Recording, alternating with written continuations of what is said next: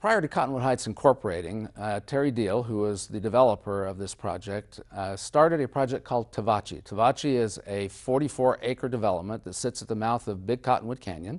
It's accessed by a very large bridge road that ascends up the north side of Big Cottonwood Canyon just past the water treatment plant. The development was originally scheduled for 43 one-acre lots, and that's what was approved by the county before we became a city. About 4 years after we became a city, in about 2008, Mr. Diehl, because of the failing economy, approached the city about changing the entitlements to his property. Many people think that because we were willing to entertain his application that we were somehow in favor of it. But due process requires that the city entertain anybody's application if they want to make a change to their property entitlements or to change the zoning of their property. And that is exactly what we did. We followed the law and entertained the application and put it through the process, which is what we would do for any resident.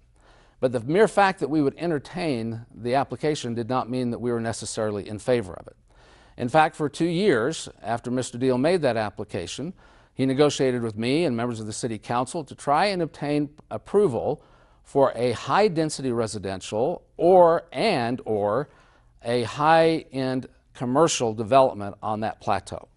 We felt that was inconsistent with the master plan for the city and continued to tell him so. After 2 years, Mr. Diehl asked us to bring it to a vote, which we did. We brought it to a vote, and I and the other members of the council voted in the negative to approve his request. So his request was essentially denied.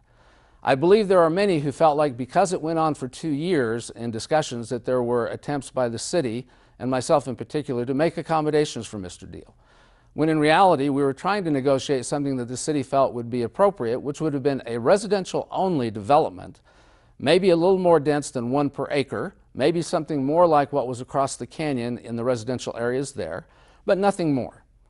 And Mr. Diehl, because he was not able to obtain his desires, then sued the city to disconnect so that he could go to Salt Lake County, where he felt he might be able to be better received. During that lawsuit, I inquired to find out what the county might think along those lines and became satisfied that there didn't seem to be an appetite on their part either to entertain the type of development that was being proposed, and felt comfortable allowing him to disconnect from the city.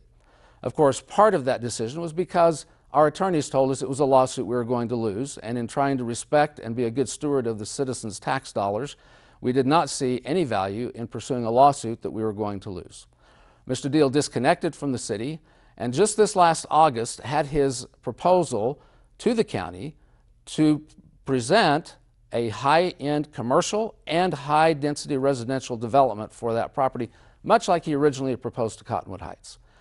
I personally went and testified to the county council and told them why we felt that would not be an appropriate thing. I specifically said that allowing an 8-story residential tower on top of a 230-foot bluff would be nothing more than a middle finger pointing back at the city that said no. And they agreed, and they denied his request. So despite what has been said about me and Tavaci, or the city and Tavaci, the proof is in the pudding. All of his requests were denied, both by the city and by the county. The property still sits with its original entitlements, which is for residential.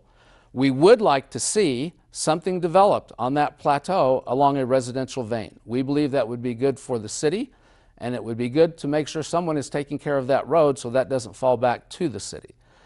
But in the end, the process was respected. Mr. Diehl's requests were examined, but the city said no, the county said no, and the property remains with its original entitlements.